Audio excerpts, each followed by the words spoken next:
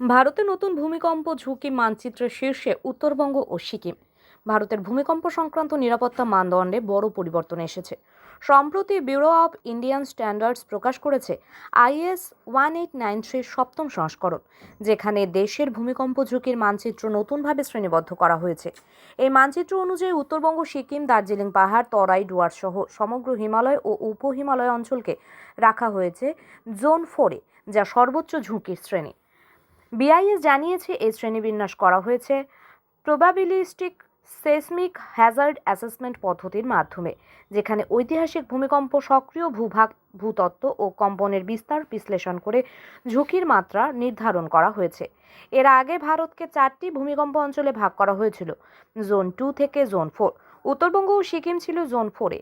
এবার সেই অঞ্চলকে সরাসরি সর্বোচ্চ ঝুঁকির জোন 4-তে অন্তর্ভুক্ত করা হয়েছে।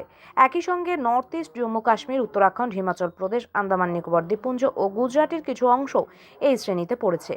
BIS এর নথিতে বলা হয়েছে, ভারতের 61% ভূখণ্ড এবং 75% জনসংখ্যা মাঝারি থেকে শক্তিশালী ভূমিকম্পের ঝুঁকিতে রয়েছে। তাই ভূমিকম্প প্রতিরোধী নির্মাণ ও ডিজাইন এখন বাধ্যতামূলক।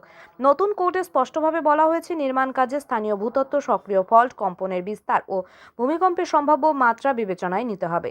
উত্তরবঙ্গ ও সিকিমের মতো ভূমিকম্প প্রবণ অঞ্চলে এই নতুন শ্রেণীবিন্যাস সতর্কতা ও প্রস্তুতির বার্তা দিচ্ছে। উন্নয়ন ও নির্মাণে নতুন মানদণ্ড প্রয়োগ না করলে ভবিষ্যতে বিপর্যয়ের ঝুঁকি বাড়বে।